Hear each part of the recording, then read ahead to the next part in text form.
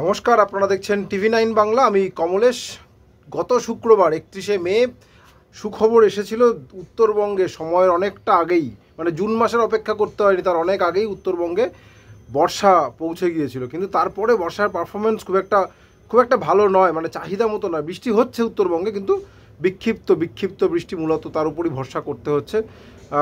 মে মাসের শেষ সপ্তাহে উত্তরবঙ্গে মোটামুটি ভালো বৃষ্টি হচ্ছিল, কিন্তু জুনের বর্ষা আসার পরে বরং বৃষ্টি তুলনায় আস্তে আস্তে কমে এসেছে। উত্তরবঙ্গে তাও সময়ের আগে অন্তত মৌসুমিভাবে পৌঁছে গেছে, কিন্তু দক্ষিণবঙ্গে সময়ের আগে তো ছেড়েই দিন, নির্ধারিত সময়ে বর্ষা পৌঁছানোর সম্ভাবনা প্রায় নেই বললেই চলে। দক্ষিণবঙ্গে দেরিতেই আসছে বর্ষা।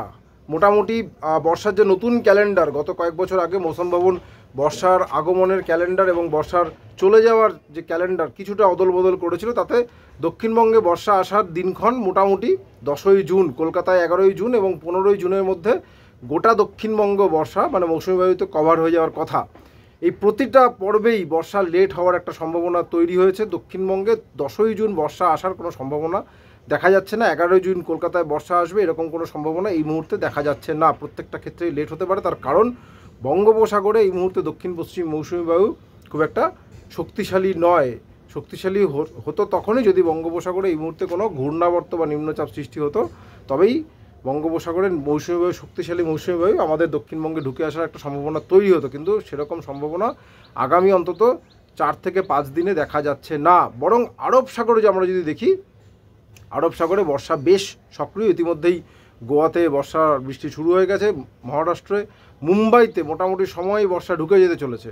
যদি আমরা আমাদের দিকের রাজ্যগুলোর কথা বলি, তাহলে হয়তো উড়িষ্যার খানিকটা জায়গায় বর্ষা এগোতে পারে, আর হিমালয় লাগোয়া যে বিহার এবং সেক্ষেত্রে উত্তরবঙ্গের আরও কিছুটা অংশ, মালদা, 2 দিনাজপুর, আরও কিছুটা অংশে বর্ষা অগ্রসর হওয়ার একটা সম্ভাবনা আগামী 3 থেকে 4 দিন বা 4 থেকে 5 দিনে থাকতে পারে। কিন্তু দক্ষিণবঙ্গে কোনো ভালো খবর, বর্ষা নিয়ে কোনো ভালো খবর এই মুহূর্তে নেই। বিক্ষিপ্ত বৃষ্টি, যেরকম পরশুদিন বাঁকুড়ায় হয়েছিল, হঠাৎ করে ঝড় বৃষ্টি হয়ে গেল। গতকাল উত্তর 24 পরগনা কিছু জায়গায়, যেমন নিউ টাউনে গতকাল প্রবল ঝড় বৃষ্টি হয়েছে। এরকম বিক্ষিপ্ত পকেটে ঝড় বৃষ্টি হতে পারে, তাতে গরমের হাত থেকে খুব একটা রেহাই পাওয়ার সম্ভাবনা নেই।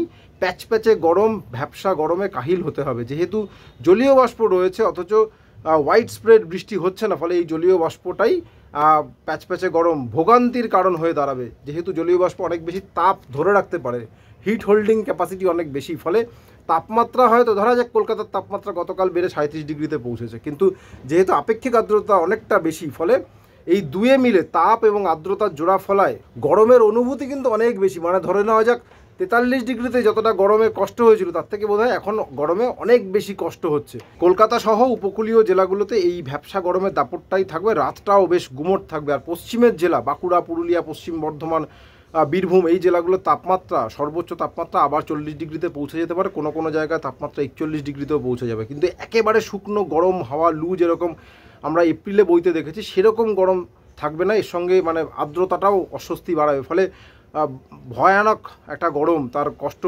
আগামী কয়েকদিন দক্ষিণবঙ্গবাসীকে সইতে হবে। এটা শুধুমাত্র বদলাতে পারে যদি বঙ্গোপসাগরে কোনো নিম্নচাপ সৃষ্টি হয়, কিন্তু যার সম্ভাবনা এই মুহূর্তে আগামী অন্তত 6 থেকে 7 দিনের মধ্যে দেখা যাচ্ছে না। যেটা বললাম, বিক্ষিপ্ত বৃষ্টি ভরসা, তাতে হয়তো সাময়িকভাবে কয়েক ঘন্টার জন্য কোনো একটা ছোট জায়গায় স্বস্তি ফিরতে পারে, বাকি এরকমই চলবে। সঙ্গে থাকার জন্য অনেক ধন্যবাদ।